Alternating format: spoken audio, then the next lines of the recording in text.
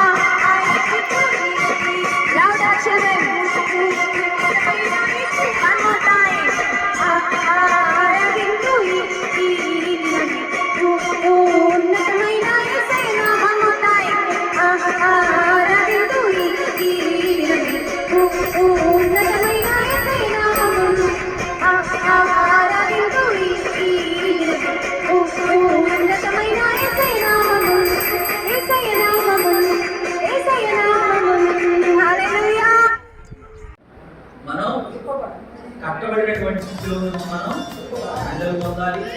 రెండోది ఆయన్ని ఏడిపించకుండా ఆయన అధికారానికి మనం కట్టబడాలి.